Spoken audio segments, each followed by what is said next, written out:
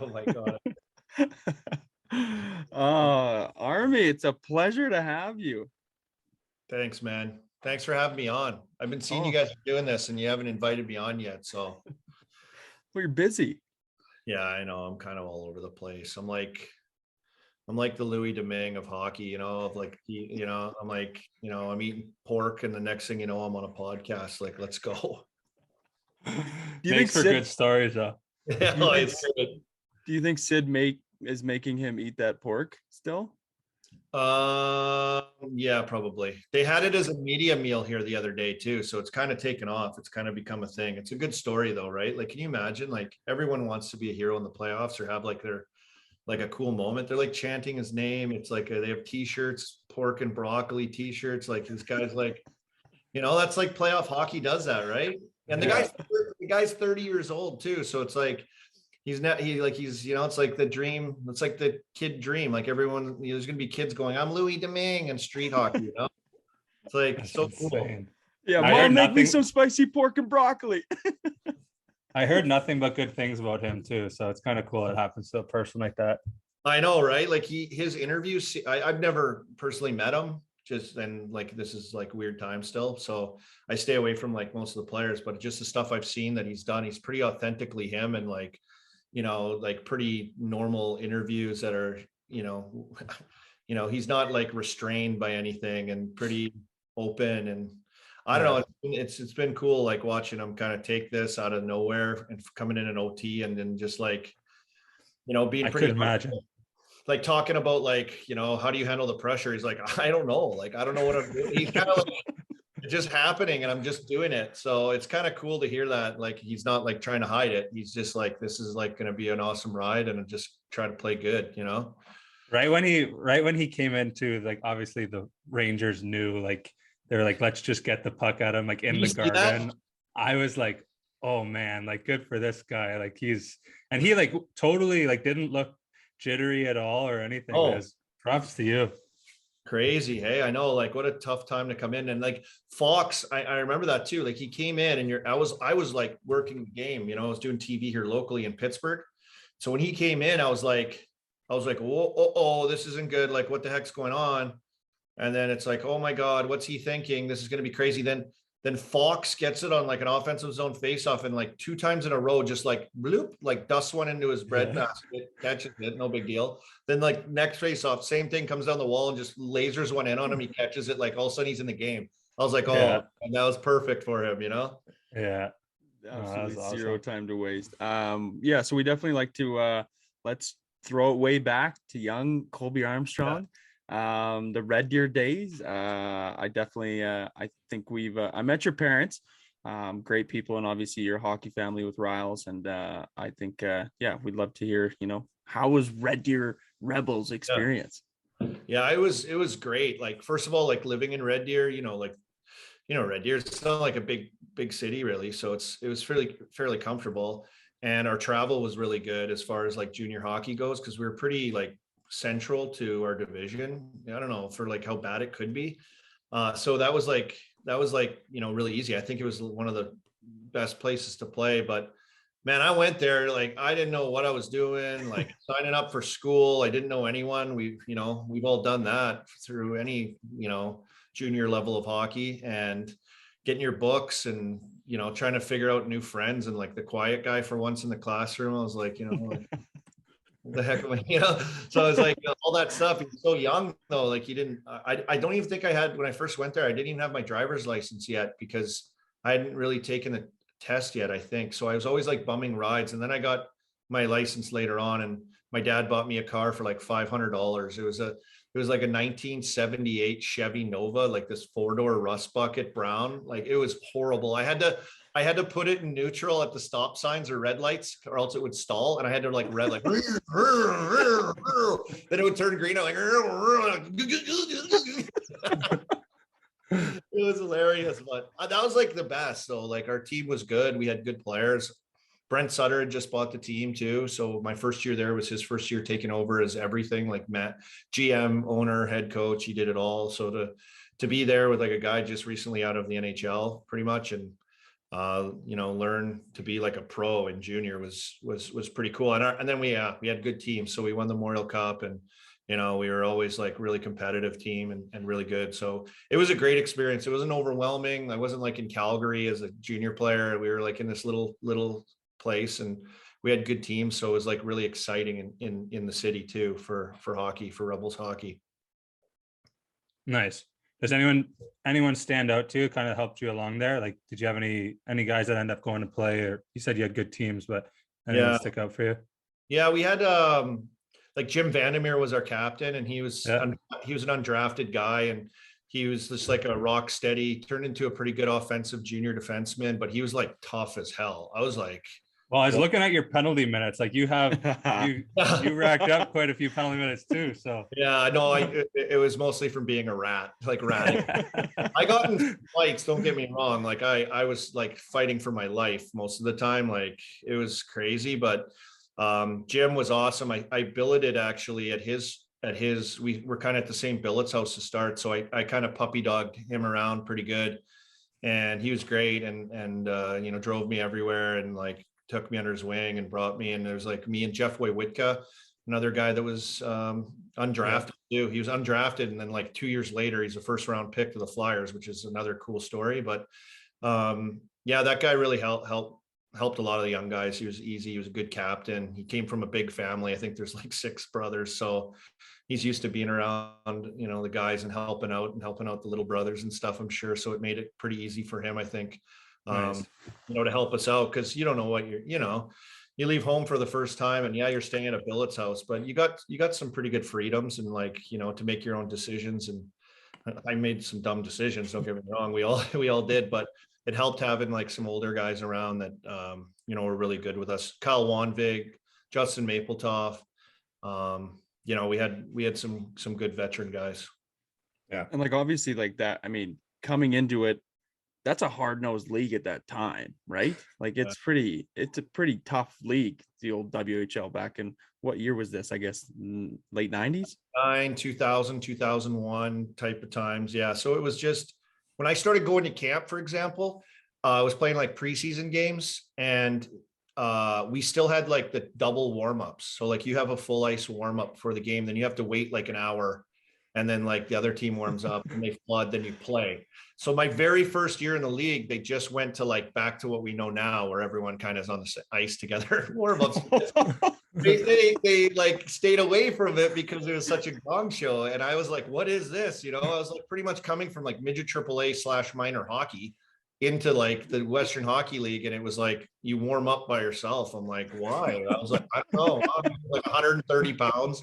I was like 6'1", like 130 pound string bean, like no clue I was doing, zits all over my face. Just it was crazy. Yeah, the Western League was a little crazy then. Like, man, I tell you, like, playing in those games is like, Jim was fighting like Steve and Pete and some of these guys that were like, ended up being heavyweights in the NHL eventually later, but just like to see that with your own eyes, it was like a different time. It was just a different kind of league. A 60 like fighting a 20-year-old. What am I doing? I was getting ragdolled, but like just dodging every punch, like I tried to stay alive. I was like, what is happening? What is this? I remember playing with some guys that came from the dub, probably like a little bit after that time, but still like they're just like big farm boys, like just meat cleavers on them. And like I played with that Tristan Grant first couple of years. Gene Lethbridge, I think, right? I think so, but and then he traveled around a bit in the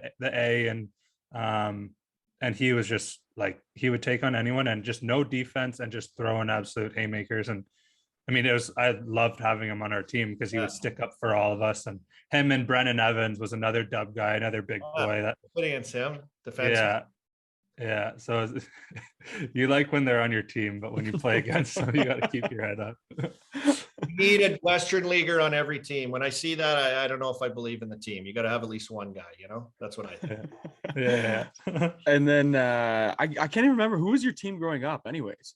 I was growing up, I was a Montreal fan, which is weird because I grew up in Saskatoon, and it's like, Oilers, like mostly Oilers, Leafs, some Calgary fans, and a few Vancouver, but Oilers were really popular in Saskatoon growing up. But for whatever reason, I don't know why. Like, obviously easy to like love Wayne Gretzky and like, you know, being kind of like born in 82, you know, everyone's still, you know, when you're growing up, it's just like the magical Oilers teams, right? That are kind of everyone's team. So I don't know. I love the Montreal Canadiens. I don't know if it was like the French culture that was different that like grabbed me, or like the red jerseys and the history of the logo. But I liked them a lot. I loved all the players there. I love Kirk Muller. I love Patrick Waugh.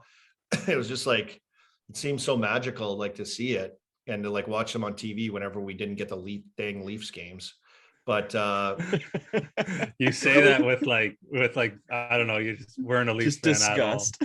it really shoved the Leafs down our throat. You know what I mean? Yeah.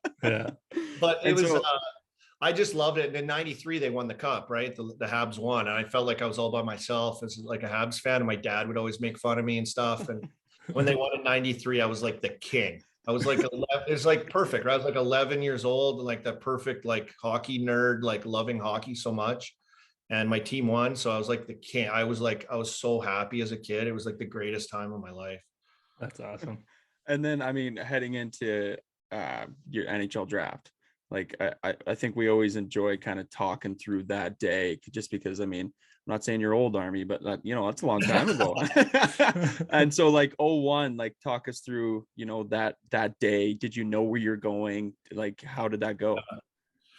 Well, I don't know, like, Rawls, you might know, like did you do like the draft, like the combine and the interviews and probably had all that stuff? Yeah.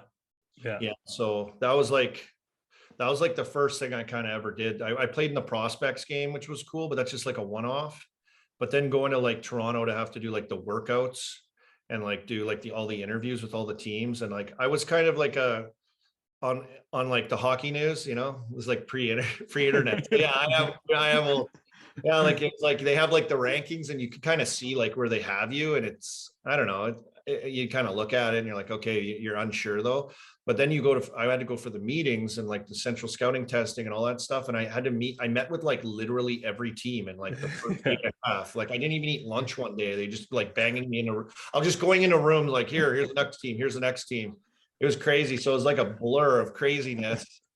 And yeah, so like that was like the first NHL kind of draft experience that I had before going down to Florida and Sunrise, where the draft was that year to do that. And like, man, I'd never been like, I don't know if I've ever really seen the ocean before. So like, that was like the first time I got to see the ocean. How crazy. And like, I only flew on a plane like one other time prior to that, or two other times, which was going to Central Scouting, going to Toronto, and going to Portland for like the Western Hockey League finals that year, because we won the Memorial Cup that year. But other than that, I never flown like on a plane with my mom and dad. That was really cool. And like, how bad does this sound? It was. You crazy. know what's funny? You know what's funny though? It's like when you're in that position, and like especially like those top rounds where there's like I'm not saying there's more pressure on you. There's pressure either way, but like there's a little more attention. Yeah. Like people don't understand like how new everything is for these players, especially guys coming in from Europe who are learning a whole nother language. Like we kind of talked to Emily Kaplan about it. Like you get all this pressure from the fans and like they're so hard on you, but like some guys don't even know like how to go to the store and buy like a TV themselves that are speaking, you know? And it's like, I mean, hockey's kind of getting them through, but like you don't need to be adding on to all those pressures. Yeah, it's probably so hard. I remember at the draft too, which was hilarious. It was the Kovalchuk year that he went first, and I think Spezza went second, and then, you know, blah blah blah. But this kid got drafted to the Canes. I think his name was like Igor Hanayasev, this Russian kid. And you know, you show up, you got like a nice suit. Like my parents got me a tie, like the worst gear ever, like from like the worst like store you could get it. And like I didn't look like great, you know, it's just like you just made it, like it just pieced it together. This kid though, this Russian kid, he probably didn't speak a lick of English. He gets drafted like, you know, top 10, and he comes down full tux with a cummerbund. Like he went to the store and they got a tux. And I was dying laughing because I was like, look at this guy, he's got a tuxedo. He didn't have he probably just rented that sucker, you know? So yeah, you're right. It is kind of like eye-opening, and like at the time, like especially for the European or Russian players coming in, it's probably like so crazy to experience that with, minimal. I didn't realize it until like I got older, how hard it must have been for some of those guys just to like even Malkin, when I was in Pittsburgh early, he didn't speak English at all. And he came in there, he's a young kid. I imagine he's probably homesick. Like he can't talk to anyone. It's super difficult. Like, you just look at him as like another teammate though, and you just go out and play hockey. But like his regular life was probably, a little bit different. So yeah, you're right. Seeing some of those guys in those situations, like culture shocks kind of stuff, it for sure happened. Yeah. Okay, well then Pittsburgh, you kind of left out where you went, and like, how was Yeah. that feel? How was that feeling? Yeah, like I didn't know where I was going to go or who was going to pick me or what was going to happen. And I knew I was kind of like,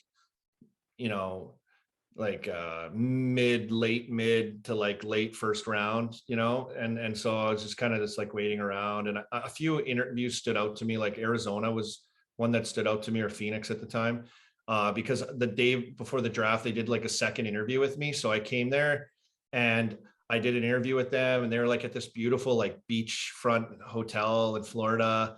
And that was the first time I went swimming in the ocean. Warren Michael was like their scout, and he like took me to his room. I gave me a pair of swim trunks, and he's like, because I told him I'd never been in the ocean before.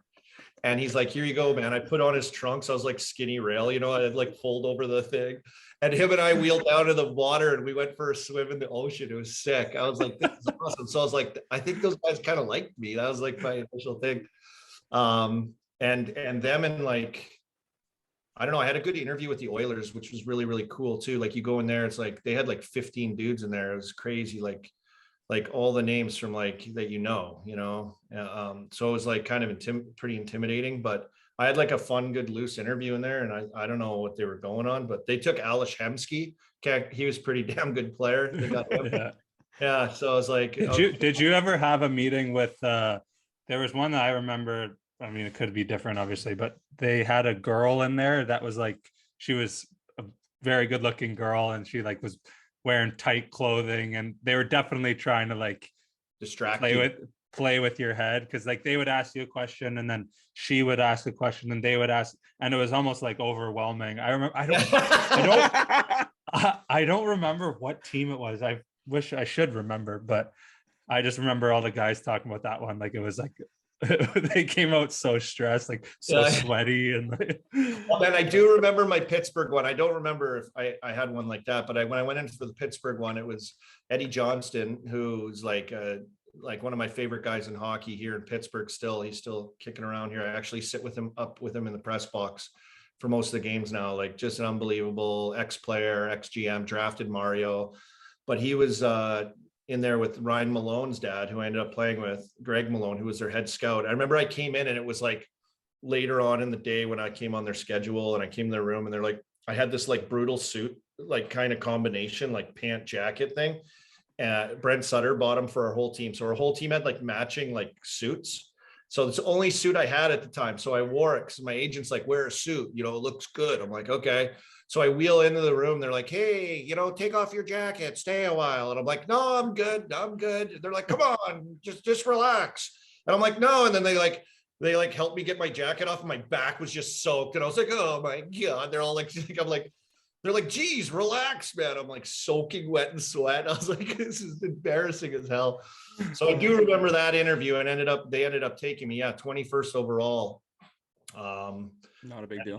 They had no big deal. That was the year they had like kind of a decent little playoff run too. So they kind of made a little bit of noise that year in the playoffs, and Moose Hedberg was like their big goalie, came out of nowhere. And so they kind of, were at top of mind as like a kind of a cool, obviously Mario's there too. So it was like pretty amazing at the time, but I had no clue up until my name was called, like that anyone was going to take me or where I was going to go, or, so it was a thrill for my sister couldn't make it, but my brother and my mom and dad were there, which was awesome.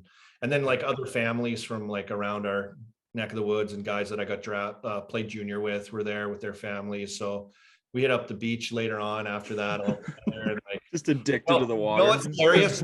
My mom loves seafood, but we're like from Saskatoon, so like Red Lobster is sick, like let's go Red Lobster. So we go down to like Florida, right? Like you could go eat seafood anywhere. We went to Red Lobster there. That's hilarious. Maybe it's the Cheddar Bay biscuits. I don't know. Maybe that's what got us, and not the seafood. I don't know. Just Old Faithful, you know. That's awesome. I remember when I got drafted, I like same thing. You get called, you go down, take the picture, whatever. I'm riding high. You go do all the pictures and whatnot. And Babs was the coach of Detroit, and I walk into like the suite upstairs where he was and some of like the rest of their front office and whatnot. And I walk in expecting like Babs to come shake my hand or introduce himself, whatever. Literally just walks right by me, goes right to my mom, dad, and my sister, starts talking about that or talking to them, starts talking with my sister. My sister was rowing at University of Texas at the time. Oh, So, cool. so they start talking about rowing, and he literally looks at me and he just goes, I don't need to really get to know you. I'm not going to see you for at least another 5 years. I was like, okay, like, all right, put me in my place. So he's like, you still got a lot of work to do. Yeah, nice to like, meet you too. Yeah. So that's literally when I think of my draft. Like that's the story I remember. Yeah, all flying high, and then all of a sudden hating like your life. Yeah. Yeah. Yeah. So And so he didn't take long to step on you. yeah, no kidding. I You're don't really like that. You're like that Simpsons thing where the grandpa comes in, he puts his hat on the thing, twirls around, grabs his hat, walks out the door. That little see you later. Yeah. Well, all right. And then like I don't really know the process of this, but like going to camp that next year, I mean, you obviously have goals of making the team. You obviously have big aspirations. Like did they put it in a sense where it wasn't disheartening for you? Like, did they want to encourage you to just go down and develop, you know, like how was that, you know, because I think probably that's the first time you ever been really released. Yeah. Well, And not released, but yeah, and I showed up like at central scouting testing. This is back before they had like, just as for example, this is like where I was at, you know. So we just finished Memorial Cup. I was probably down like 15 pounds. I was skinny and light to begin with because we played like 100 and some games, like including preseason stuff that year. It was crazy. And you know, when I was at central scouting testing, Riles, I was wearing like they had like a tank top that you would wear and like shorts. Yeah, I remember that. And it wasn't like form fitting, or like now they have like, you see the guys, it's like a spandex sports top, like sweat wicking. Mine was like a cotton old school like beach tank top, and I was so skinny, like my shoulder strap kept falling down and I had to keep like pulling it up. It kept like dangling off. I had like no shoulders. It was like, I kind of had an idea that like, you know, making the NHL right away might be challenging just because like, you know, where my body was at, like my development, and like, you know, these guys are men. Like I showed up to camp, and I remember some of the trainers years later, as I got to know them from going to camp and stuff, were like, man, I was like, I thought you were one of the other guys' like sons helping us like as a trainer, like to fold towels and stuff. And they're like, and then some guy goes to me, no, man, that's our first round pick. I was like, yeah, man, that was me. Like, I was like, I don't know. I knew I would probably have to develop my game and my body and everything, and in the minors for a while. That was just like that's like what I thought. Of course, I had asked, you know, I wanted to play in the NHL, but I kind of had an idea that like, you know, I might need some seasoning. So I got cut. I got sent back to junior. We had another good year. We had a good playoff run, made it to the final and lost to go to the Memorial Cup back-to-back years. I thought we were going to win it again, and I was like super bummed out about that. But the next year I made Wilkes. I got sent down to Wilkes-Barre and started my pro career as a 19-year-old. I was 19 until I turned 20 in November. So I was like 19 when I first got there, and right out of junior, I had no clue what I was doing. I didn't know. Yeah. What was that? What was that? Like 2 goals my first game, and I was like, "This league's easy. This is I can dominate." I was like a skill guy, you know. I was like, I thought I was so skilled and sick. And then as the year went on, and I ended the year with like, I think I had like 8 goals or something at the end of the year. So 2 goals in the first game, and then just kind of snails paced it along. I was getting healthy scratched here and there. That's before like there was a lot of older guys on the team too. There's like AHL, that was their job. Like these guys, like, you know, journeymen, like pro players, guys with mullets and shit. Like it was crazy. Some of the guys I was playing against, like cross-check the shit out of you. Guys were still using wooden sticks, boys. I was like, oh, this is insane. I'm starting all over again in the Western League, but guys are crazier and have kids and families, and like it's nuts. Like I was like, this is crazy. So it was an eye opener, you know. Before that, then they changed the rules where I was like to like you can only have 4 veterans on the team, and they kind of made the league a lot younger. Yeah. You know? Yeah. What was that like? I mean, you kind of hit on it, but that transition, like from junior to the A, like, I mean, when I first went, and then I ended up getting in trouble my first month there too, and that was like that just kind of set me back even further. And then like I ended up living. Do you know Jeff Hogan? Do you ever cross paths with Jeff Hogan? No, I haven't, No, he was our captain at the time, and he was unreal for me. Like I leaned on him a ton. I ended up living with him for a bit in his basement, and he had 2 boys that were kind of just like a good distraction. Yeah. But I just found that jump to pro be like you go from playing, like I was in college, you go from playing in college with your buddies and you do everything together, right? And now you go to the rink at a pro level and you realize, okay, well, guys have kids. Like guys don't speak my language, whatever. So you kind of, it's a little bit clicky and you're kind of getting used to that. I found it pretty difficult. Yeah, and I agree with you. Like I think you like I don't know, it's crazy. I didn't even buy a car. I didn't have a car yet. Like I signed a contract. So like the money didn't come through yet. I had nothing. I still didn't have any money. It was crazy. So I was like, still like I was in junior, but I was playing pro. And, you know, I'm hanging out with all these guys. Yeah, they have wives and families. And like these guys are trying to get to the NHL. Yeah. Kind of different. It's not like at that, I felt like it was kind of more like, hey, stay out of my way. I got to make the NHL. And like, it was a business. Like the guys treated it as such that to the point where it was like, they wanted their ice time. They wanted their points. They wanted to get called up. Like there was that kind of feeling. I don't know if you felt the same way. Yeah, for sure. For years.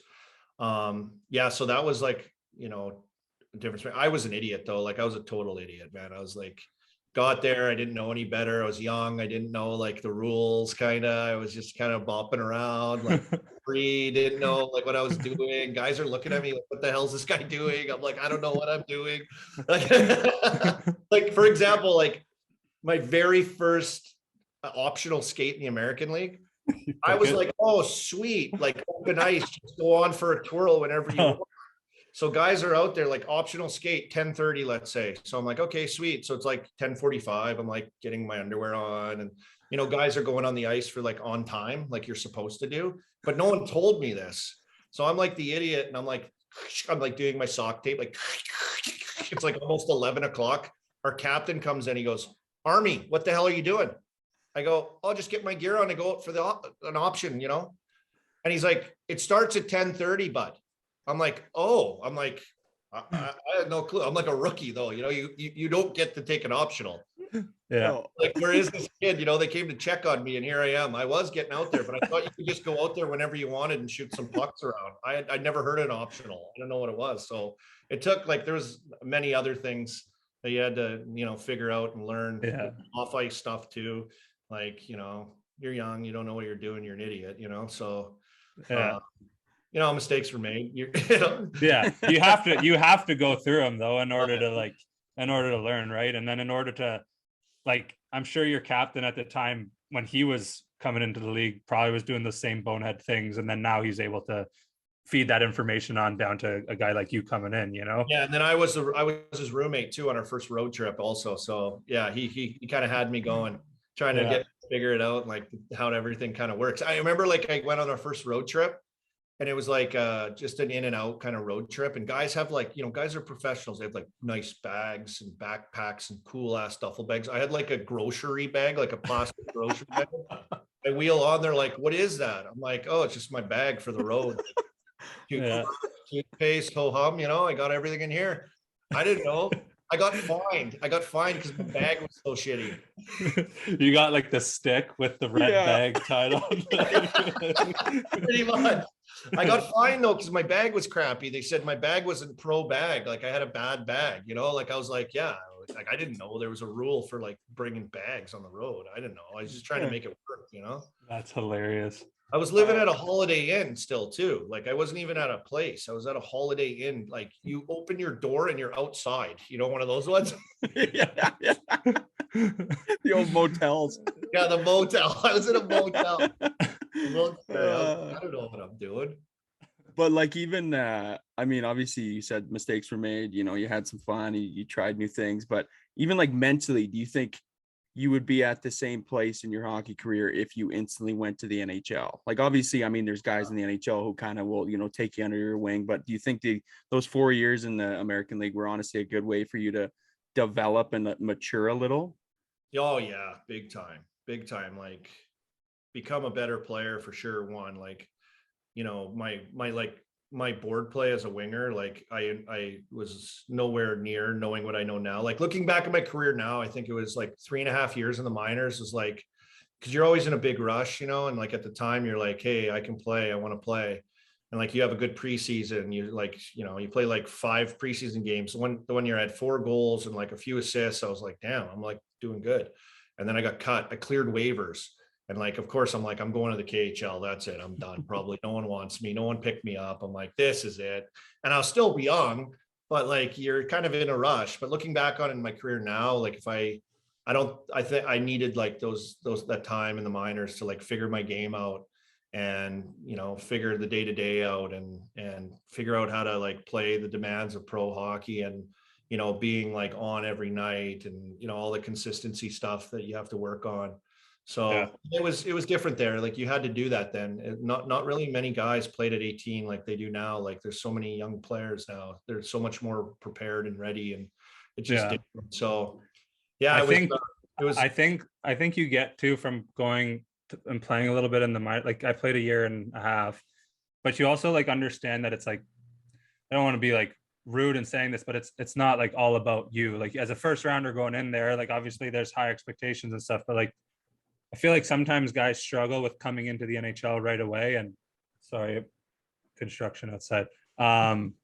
Some guys come in right away and they just automatically think power plays a given, Yeah. on at the end of the game is a given, first line, second lines, like ice time's a given. But like I feel like sometimes when you play in the minors, you get dubbed down a bit and you start to like learn that team cohesiveness is pretty important.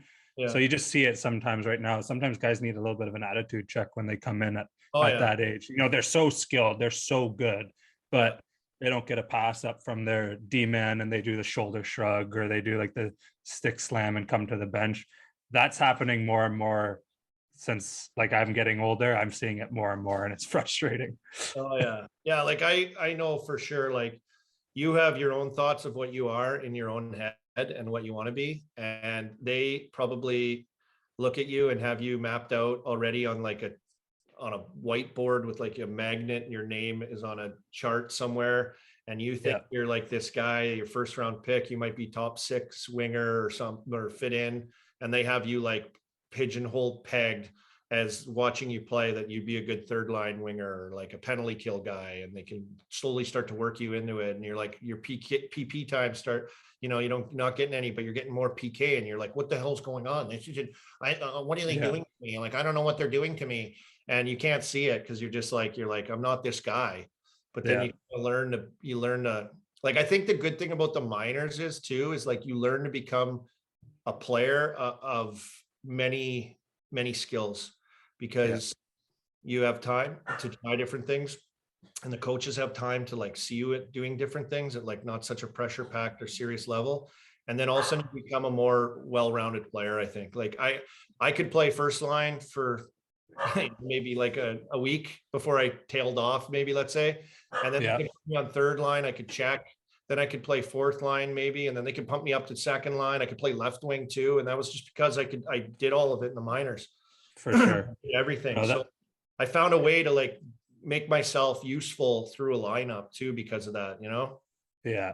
You look at going into Pittsburgh, if you're a young centerman and you're not versatile and you're relied on to score, and you go in there at the same time that maybe Sid's a few years in and Gino's a few years in, like where are you gonna play? You have to learn to be a third line shutdown guy, or learn to play the wall or whatever it is. So you want to, if you want to play. I mean, it's just a reality of like, you know, what room is there for you. So Yeah, I think the mental, aspect of that and understanding yourself and kind of like not being in such a big rush, I think, and you know, knowing that you need to be more than the dimensional and understanding the work that goes into doing that. Like Mikey O would take me after practice and I just do board rims like all day. And like I got so good at it to like how to position my body, how to suck a guy in, how to like pop pass it to the middle of my backhand, my forehand, like, how to like take a check spin off a guy. And like I got really comfortable and good at that, like where it was like quick, but like I worked on it every day all the time.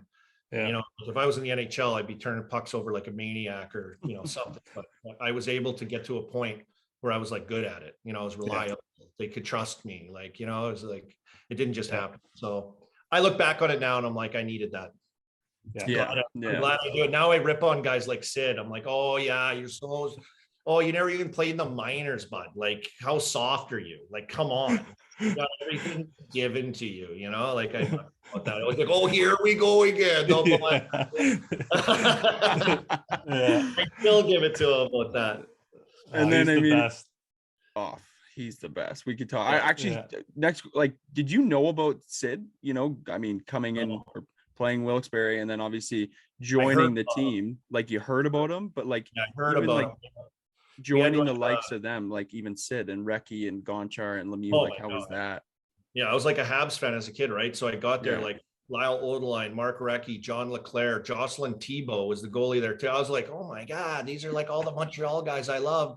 This is crazy. And they're like great teammates. They're great with the young guys too. We had really good guys. Gary Roberts eventually came there too. It was like a legend with the Leafs. And so we had some really good veteran guys. Daryl Sador, another guy that we had that was really good too. Good with the guys. So we had a young group, but like when Sid first came there, I'd never I saw him play Memorial Cup in the summer that year and they lost in the finals, I think to London, in the Memorial Cup final to London.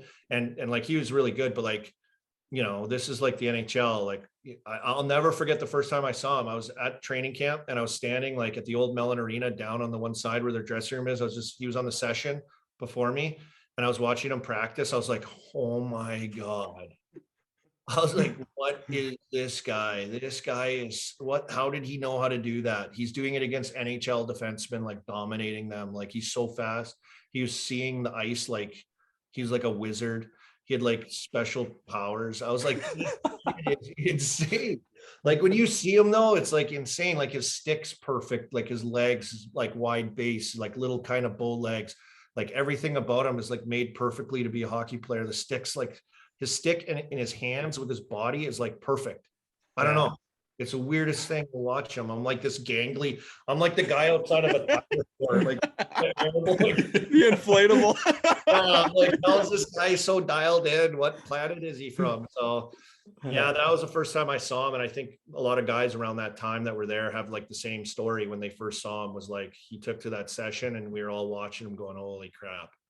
Like, what a stud. So, well, you talk about like working on specific things, like before or after practice, whatever it is. Like, at least when I went there, he's whatever he was, like 30, 31, 32 or whatever, maybe even older than that. But like after every practice, before every practice, just working on one-timers from like that slot, the kind of like side of the slot area, or like wheeling off the circle and just working on his different shots, backhands, like, and then you wonder why when he's in those positions, he's every time it's like an automatic.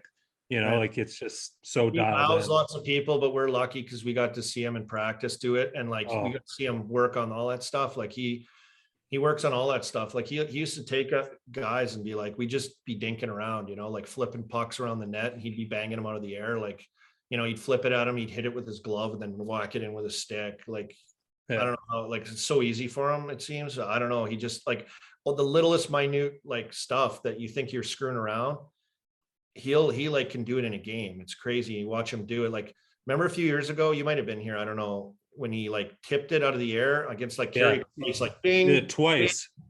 Yeah, he did it twice. Like, Carey Price, and then New Jersey, he did it in overtime. Oh yeah, remember that? Yeah, he crushed it out of the air. Yeah, but like everyone's like, oh my God. I'm like, dude, he does that all the time. Like he does that stuff like in practice all the time.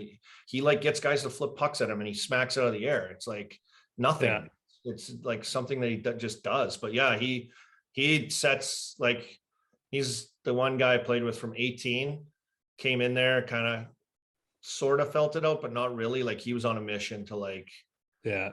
he was on a mission to be like the stud, but like super, super friendly and relaxed. You know, he wasn't stepping on anyone's toes. He's a quiet guy kind of, but he was focused, determined, and like totally changed Pittsburgh's culture. We were like kind of a country club previously to that. It was kind of weird. And he came in and it like flipped everything, and he just took control of everything. And you see what Yeah. Well, it's so like, even like watching him practice, like every drill, he doesn't stop until the puck is either covered or in the net, or like if it's a 2-on-1 drill, it's like picking it up out of the corner and taking it to the net and like making sure the D is still playing him. Like it's everything's game. Like like I remember like playing in Detroit too, like that Suk was the same way. Like all he wanted was that like one-on-one competition of puck protecting, and then you wonder why there's two of the best players at it. But they're just so driven, focused, and like high end that like they drag people with them. And Sid does that. Like I felt when I was playing with him too, like so much pressure to be good. Like I couldn't like not have I couldn't have a bad game. I couldn't have a bad practice. I was like going to practice like I was getting ready for a game. It was like, because he would leave me in his dust. Like if I wasn't ready, he would give it to me too. He like you got to make that. Like let's go. Like he's cranking up, you know. So it was like every day was like shit. I gotta go to bed. I got practice tomorrow. You know. And we can't. It was awesome though. It's awesome being around that, isn't it, Ryan? Like it's awesome being around like someone that's like that is like special, but also has like the tenacity, work ethic, leadership, everything that he has, because it's so cool to see. Like I was 23, 24 playing with him. He was 18, but I was like a puppy dog on him, kind of like I was like, oh my God, like this guy is so dialed in. This is another level. Like I was learning so much from him.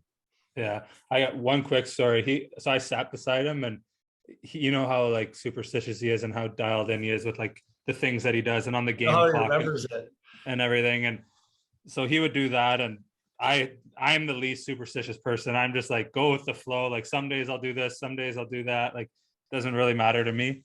And he got mad at me because I kept hanging my hanger up on like, you know, there's the three hooks. I would just hang him up on whichever one I was closest to at the time. And he like looks at me, he's like, dude, you got to just hang your hanger up on this hanger. And he points at the one close to him. So I was like, okay, man, relax. Put my hanger up, go out there, score like right away. And he comes back and he's like, see, that's the spot for your hanger. Like keep it there. I'm like you got superpower. These are the superpowers you're talking about. Oh yeah, the big joke around here, exactly that. Like, buddy, I was his roommate on the road, so like everything we did was insane. Like everything we did. But like right now, like the whole Louis Domingue thing, like spicy pork and broccoli between periods, and they're like everyone's saying like Sid's definitely making him crush spicy pork and broccoli like all the time now because they won that game. You know, he came in and they won. So like this poor Domingue's probably just got wrenched from the spicy pork. But that's the way it is with him. He has his ways, man, and somehow he remembers all the stuff too. Like you forget one thing, he'll call you out on doing it. He remembers like what you're supposed to do too. It's nuts. And we cannot glance over the record holder here, Colby Armstrong, for the quickest goal in Winter Classic history. Yeah, like shout out. Smitty, if you didn't bring that up, I would have for sure. But I want to talk about even like the first time, you know, being dealt and like, you know, ending up in Toronto and kind of, you know, you had Mel at this time, and I think we wanted to definitely dive into the role that you know, Mel played in a lot of that, you know, those couple of years where Atlanta, Toronto, I'm not saying you're a suitcase by any means, but you know, like and even the pressures, like the pressure in Pittsburgh was obviously high. You know, you got Mario, you got Sid, but I mean, Toronto's a whole different story. So talk about, you know, the first time being dealt and kind of the role that Mel has played in those years, especially. Yeah, that's good, because I think like the wives and girlfriends of these guys are like so overlooked at what they do. It's crazy. Like the amount of stuff they do for the guys that they can play for one, and like, you know, play kind of carefree almost and just worry about their job. Like no one knows like the hell that they go through in some of these situations that they have to pick up all the pieces or clean it all up and make it work. So it's yeah, I'm glad we're talking about that. Yeah. So I got traded. We were just dating at the time. And then we just bought a house in Pittsburgh. I signed like a 2-year one-way deal, first one I ever signed. And I got traded to Atlanta that year when we bought the house. So I was like, oh, I got a one-way 2-year. I'll buy a house instead of living in these like rental apartments that I usually live in. And we didn't even have like furniture totally in our place yet, because you know how long it takes to get furniture. And then I was like, boom, traded at the deadline. And she's just stayed. She was working at a hospital. She's a nurse. She's an RN. She graduated from college doing that. So she kind of got a little gig here in Pittsburgh. And then I was off. I had like a duffel bag. That was it. I got traded on the road.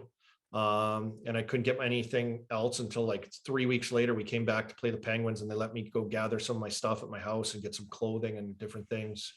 It was a gong show, but you know, she stayed at home.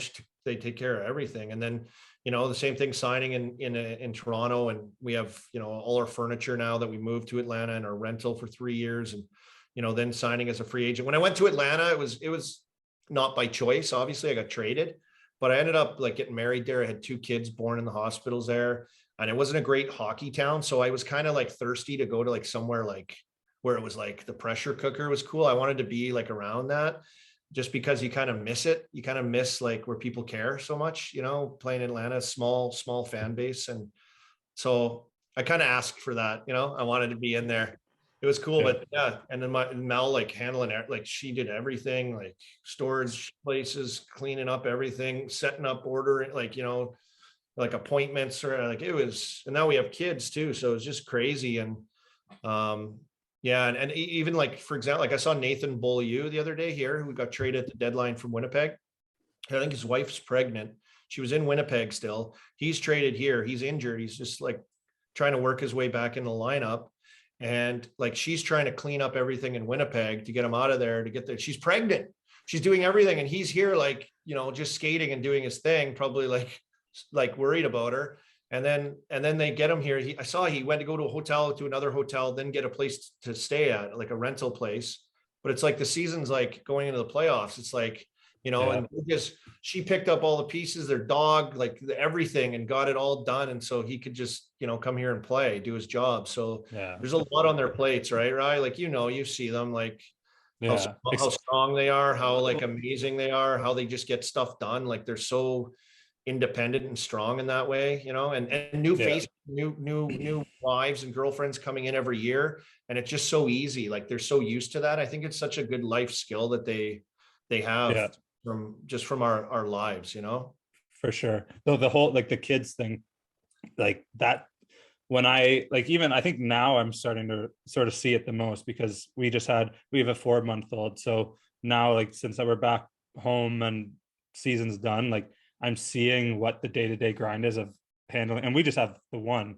Yeah. And so like that, on top of me never being there, on top of all the duties that you just kind of take for granted and almost expect them to get done, like just little things from like groceries to like paying a bill. Exactly. They do everything.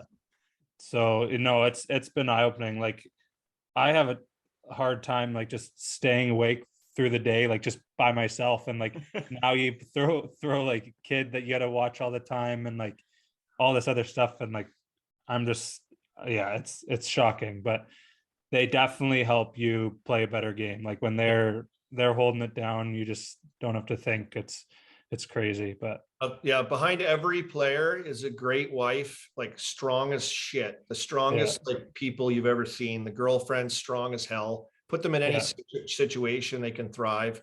They can pick up all the pieces, like, and make it look so easy. Behind every player, and if you're young, it's their mom. It's your mom. And you know, that's like legit. And it's kind of crazy, but the focus is so, you know, so straight about doing your job. And that's like that's like your main focus and worry, that like, you know, they kind of get all this other stuff like thrown on their plates, and they do, like, I still don't know how to do anything. I don't know how to do anything. I'm a loser. I suck. I don't know how to do it. I don't even know how to do anything. Like, honestly, still I'm trying to figure out like life, you know, or she can do everything and do like 10 things at once. And, you know, my wife, something happened with our faucet like 2 days ago or whatever. and she was in there fixing like the Yeah, my plumbing. I'm like shit.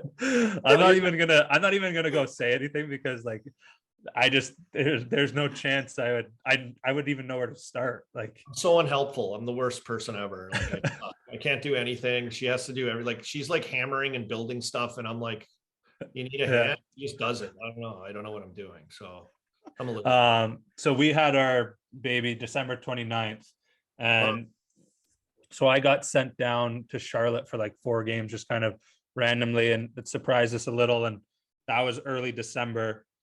So we were like, shit, like I'm not going to be here for the birth. Like we didn't really know how long it was going to be. So I ended up getting called back up within like 4 games, so however many days. And a weekend in the minors. That's a weekend in the minors. Yeah, seriously. 2 days in the minors. Yeah.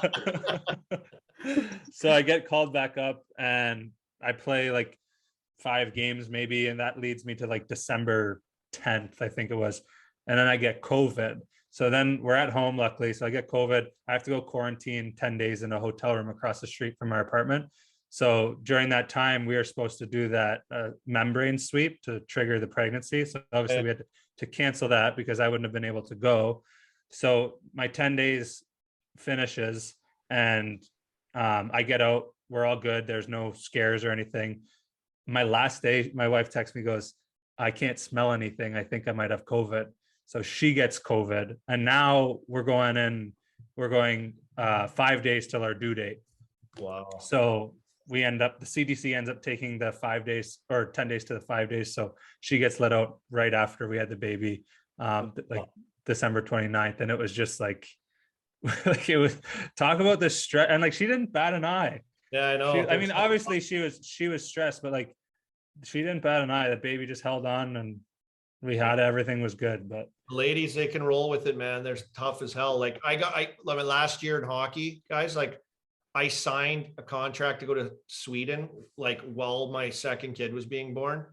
And she was pissed. She's like, no, why did you do that? You gotta like, you got impatient, you know, like all this stuff. I was like, yeah. She's like having the baby. She's like pissed at it. I'm like, she's just a beauty. And I go to Sweden because I had to go over early because it's like, you know, they start earlier. So now she has like my like 3 or 4 year old boy and then the new baby. And she flew to Sweden. She flew back to Canada to where we were, like our house in Canada in Saskatoon. And then she was there for like a little bit. And then she flew by herself with a brand new born baby and and my son, 2 kids by herself to Sweden, like a beast. Yeah. Just like it's insane.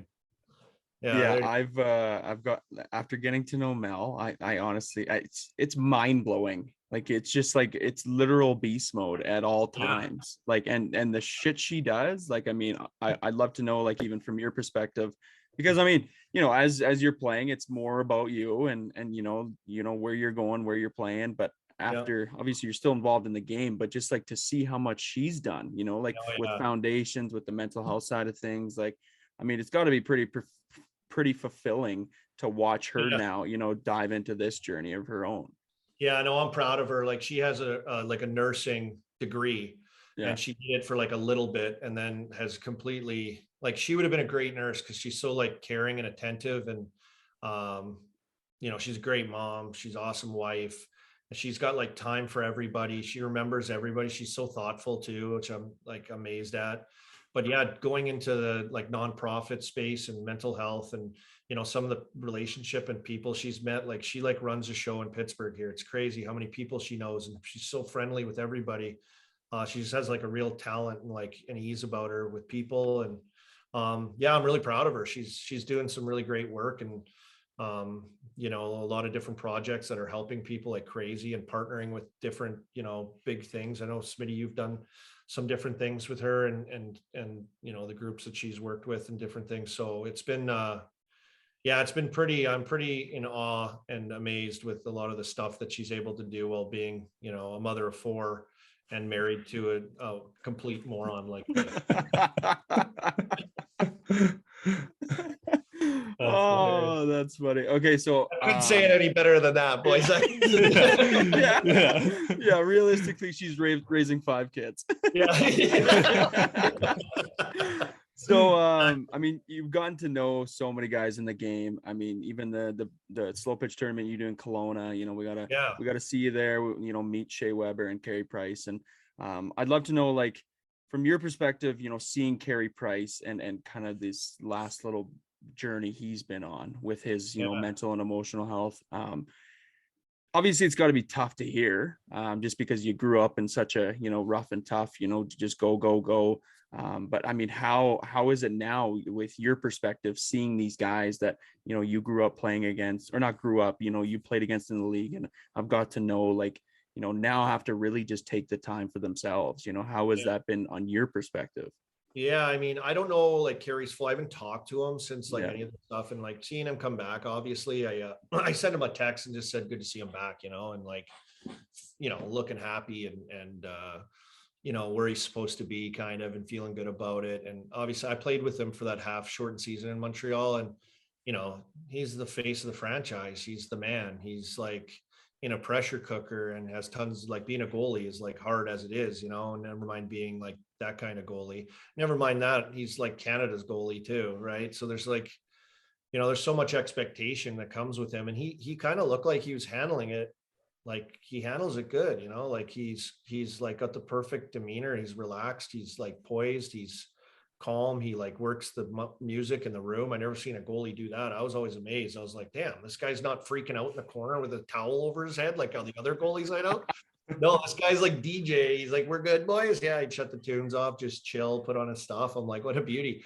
So like, you know, but that just goes to show, like, everything we know now, it's just, you know, you never know where people are or how they're handling things. And you know, I felt like that too when I was in Toronto. I was, you know, this is all in my own head. I'm like kind of a mind freak a little bit. I don't know, like a worrier, and like I want to please people so bad. And like my contract, a 3-year deal, and like good money, and I wanted it to like work out so bad. I kept getting injured, and like I could barely get in the lineup. And then another thing would happen. I'd be like, oh my God. And like like mentally, I was like tapped out. Like I was like, it was like the worst 2 years of my life in hockey. Honestly, it was horrible just to go through that. And like, I hung out with the wives and the girlfriends more than I did with the team, because when they were on the road, I would go to like hang out with them, or, you know, I was always dinged up or something happened. And it was so frustrating. I couldn't get any traction or my wheels turning. And then I have all these expectations that like, it literally like almost broke me as like a player, like my brain. So, you know, I know, like, that's just self pressure, you know, that's just like what you do to yourself. So I think it's great that it, like, we see, you know, people taking the time or taking, you know, advantage of, um, you know, some of the steps we've taken in regards to mental health. Take care of yourself, and you know, because you know, there's an old saying in hockey, right, boys? Like, look good, feel good, play good. Yeah. Yeah, we just say it, but like, it's not always like that. You know, you don't always. And that's true though. You feel good, you play good. And it's pretty tough to play good when your mind's all messed up and you can't handle yourself and you can't deal with yourself and you don't like where you're at and you can't get out of a rut and you can't, like, you don't, and we're not equipped to understand like how to kind of deal with a lot of the pressures or some things that are new. It's challenging. So I mean, I think Carey's a great face for that. You know, it's, you know, we had Sydney with like the concussion and the concussion awareness and changing the league and the game that way and understanding. And, you know, I think this, you know, it's not something you want to see someone go through or have to deal with, but for a guy like Carey Price, as high profile as he is, to take the time to step away and make sure he's right, I think is a pretty powerful thing in our sport and with our athletes and just in life in general, I think. So, yeah, I mean, he's a special guy, a special goalie, and, you know, everyone's got something, man. And Yeah. it's cool to see that, because we always think we're on an island by ourselves, or, you know, you always think that like it's only you, but there's a lot of people that are, you know, the same. Yeah.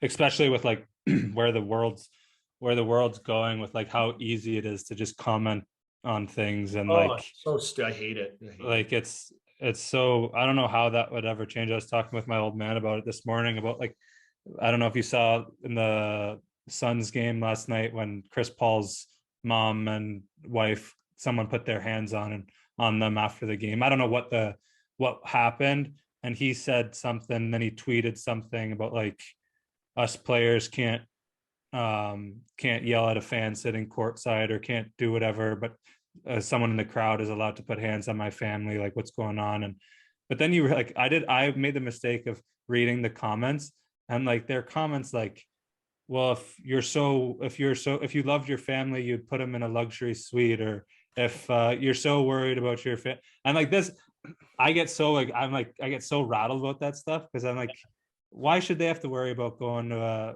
sports game to watch their son or their husband play and gonna get like harassed or whatever? And then like why should like Price or Duran or any of these guys who like to try to take care of their mental health, like why should they have to worry about these people like saying like, what, like you make millions of dollars, like how could you be that unhappy, like just stuff like that. Well, yeah, it's a lot of like, you make good money, you have expectations, they have expectations, the papers have expectations. Like there's so much stuff there that like you're only human, you can only handle so much. And if you're not equipped to understand how to handle it, Yeah. it's really hard. You have no tools. Like, I mean, even when I was done hockey at like 31 years old or something, I was hoping I could play till I was 35. I was hoping, but like it happened fast and I got hurt. I got bought out, and then I played a year in Montreal. Then I played 1 year in Sweden. I was done. And it's like, oh, that happened really quick. And I just wasn't equipped, not even to like handle myself, but then post career, I wasn't equipped to like handle like what I, what I was going to do. I felt like I graduated high school, but I was like 30 some years old. And I'm like, okay, I'm like, holy God, what am I doing? Yeah. Like, am I like, what's out there for me? What are my interests and passion? And like, but I think that's normal. But I think we're getting to a point now where like, I know now the NHL alumni one is NHL Alumni Association is really good with ex-players. They have a lot of different programs and different things, like they're kicking butt. It's been really cool to like be post-career and dealing with like Glenn Healy and those guys for a lot of things. They've helped a ton of people and families and different things. So that's always there now. I didn't know about that, because you feel like you have fallen off the face of the earth with like, you think you're in the NHLPA and then you're out of the league, and then you're out of like, it's like, what is going on? Like what's left, or am I still in this? Does my email account still work? I don't know what's going on here. Yeah, it's so true though. Yeah, it's crazy. So I think, the door's been kicked down a little bit, I think, with the stigma stuff. I think a lot more action stuff is coming to the plate, and people are starting to do a lot more. I think Smitty and you guys, what you guys are doing here, and obviously your public speaking, and a lot more places. And I know like Mel with Cindy Citrone and Citrone 33 Foundation, what they do in and around here with providing tools and actual action to like change things and help people, is starting to push through. We're starting to see bigger names kind of, come forward and deal with it publicly, which I think is probably brutal and hard. But I think it's, we're getting to a spot where, I think, it's more normal to, admit that you don't feel your best, and at the end of the day, that's all that the teams, I think, want. They want you to feel good. They want you to play good. They want the best results. So I think it's in their best interest to like, put things in place to help players and help families. Yeah, well, guys won't have to take leaves, or guys won't have to take games off or whatever it is, if like the proper tools are in place and the proper atmosphere or culture is in place, where you don't feel that pressure of like, because when you feel like you have to play and you're not just going out there playing because you love to, like that's when it kind of gets a little dicey, right? Yeah. It makes it hard. It makes it like you're supposed to love it, Sometimes it makes you not love it as much, a little bit. And it's always hard to battle through that. But you know what I love? Like, isn't it the best though? Like playing in the league, playing in the National League, playing even like pro anywhere, making money, playing hockey. Like, and I didn't realize this till I'm done now too, just how big hockey is, because you're such in a bubble of playing and, singular focus.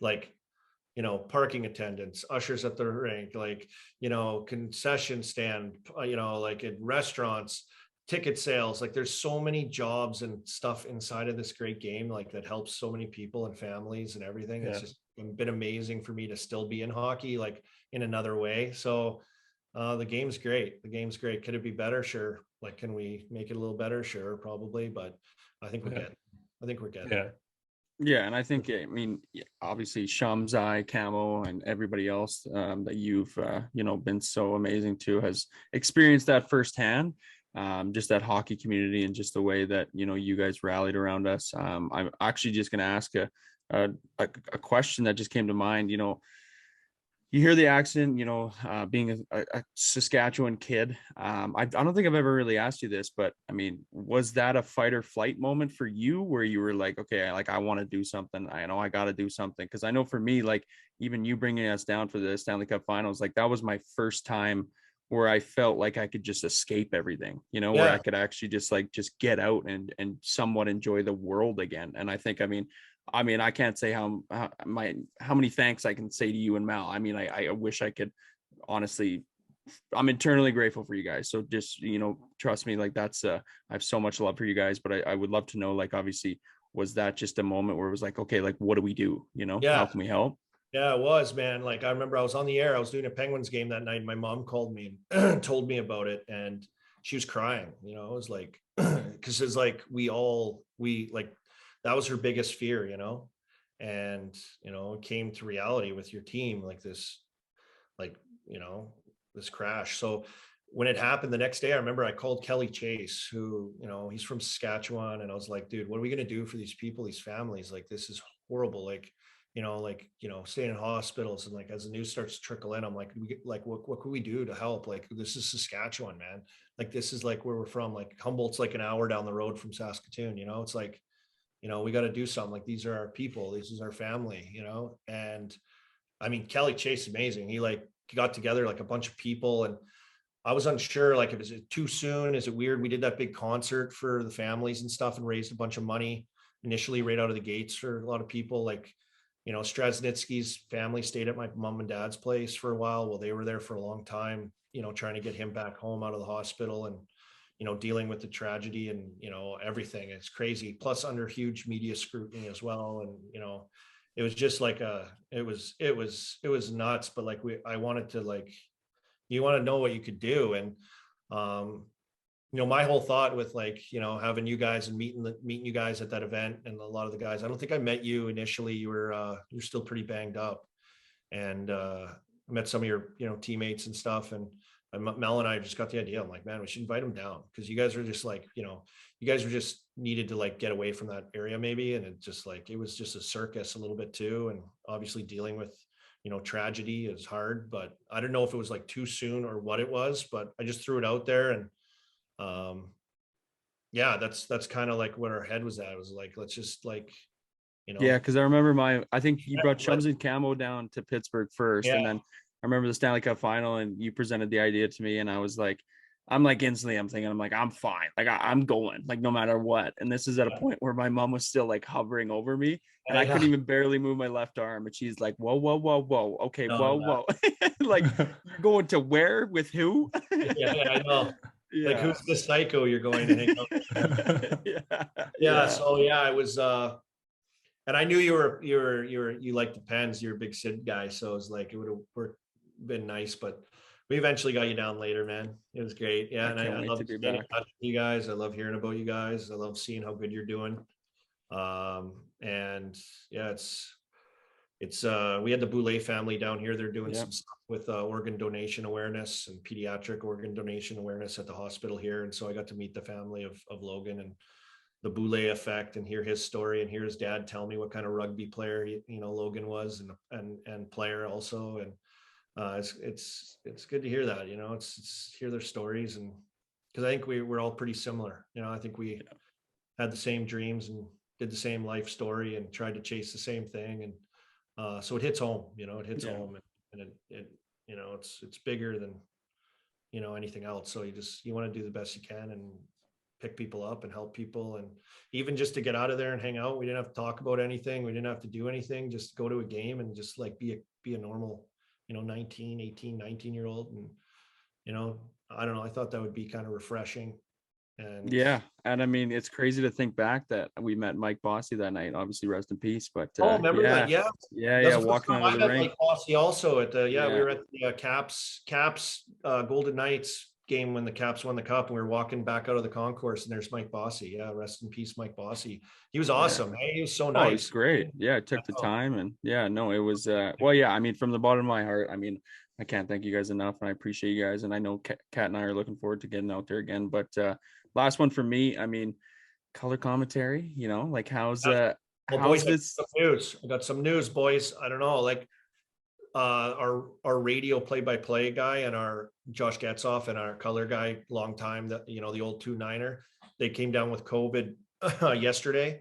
So I got a call last night at like 8:30 at night, like, hey, would you be up for doing color? So I'm like, Louis Domingue, give me the pork, give me the I'm going in, I'm calling the game on the radio tonight. So it's really cool. I mean, playoffs is just like so special. I never had a run. I lost in the first round.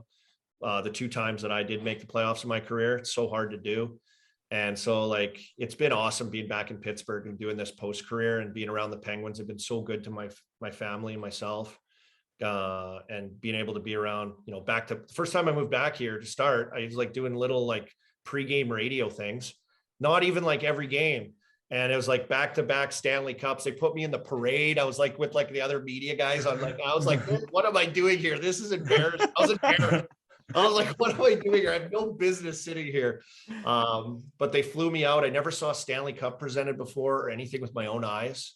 And I was in Nashville and San Jose for both of those. It was amazing. And, Rye, Sid, he's so like thoughtful and, sharing and inviting, like he's just won the cup, man. He like texted me. He's like, hey man, you coming down to the, like out of nowhere. I'm like, he's like the most amazing, thoughtful guy. And, so it's been really good. It's great post-career for me, and I'm getting some opportunities to do some different things, but I can't say enough about being back here in Pittsburgh. The city's not too big. Traffic's not too crazy. It's a great place to raise a family. And of course we've got, sports teams here that everyone loves. So it makes it fairly comfortable to be back here. And depends, what is it? 16 years now in the playoffs straight. I started it, I was the guy that and it's good to see Sid kind of carry the torch forward all these years later. You think you're gonna be if Sid has a good game tonight and he goes off, and will you be back, you think? Oh, I know. Well, the first time, so this happened during the year, I got to tell you this. So I do the game, Sid gets like a goal and 2 assists, like, okay, not a big deal. He does that sometimes. So the next game's in Columbus. So I'm like, I can't travel with the team because I'm not like in the travel bubble at the time. So I like drive to Columbus. I was probably on the way home. I got home faster than the plane did after the game, but I drove there. Sid got a hat trick. So of course I'm a psycho. I'm like, oh, I got a hat trick while I was calling the game. Let's go. Trying to put the bug in his ear that like, hey, I know he's crazy, man. He'll be like, Harden's calling the next game. He's crazy. Yeah. So I was sending him a message trying to get the beast woken up inside him. Don't worry about that. Yeah, that's all he needs. Yeah, worrying about who's doing the play-by-play color job. Yeah, but it's an amazing experience. Like I got to do TNT the other day in Boston, Carolina game. I was down between the bench. I never did it before in my life. It was so cool to be down there in Boston for one. Great sports town. They love their Bruins. The place was rocking. But playoff atmosphere, like being down there again, like seeing the guys, like, I know a few guys. I know Stalzy on the Canes and Trocheck. He lives here in Pittsburgh, and Curtis Lazar, who I met in Kelowna also during that softball thing, Smitty. Yeah. So a few guys I'd see like winking, like, hey, at TV timeouts and stuff while I'm standing there trying to look like I knew what I was doing. I was trying to stay out of the way, as much as I could. But yeah, it's been a great post career, and I'm lucky I've gotten to try like several things from TV to radio to doing the actual games, which has been a thrill. So it's been awesome. Sweet. Ty, I don't know if I got anything else. Do you, brother? I don't think I got anything else, Army, and I know you got a big night, so we better get your pregame nap in. I gotta get it. I'm not gonna get a nap, and I'm gonna go get an energy drink, and I'm gonna drive to the rink, like windows down, system of a down, rip it, like let's go. Oh well, Arm Dog. I just can't take yeah. It should. It's probably never. Yeah, Colb. It's so good to see you. So good to chat. Thanks for coming on, and we really do appreciate it. Hey, congrats on doing this, boys. Keep her going. And Rouse, take care of those kids, man. Yeah. It's the off season. Let's go. Take the weight. Hey, buddy. I know. I gotta have my energy drinks. I gotta get System of a Down going in here. Now you guys gotta get an energy drink sponsor on the show. Let's go. All right. Yeah, we could do that. All right. We'll talk to you later, Army. Appreciate it.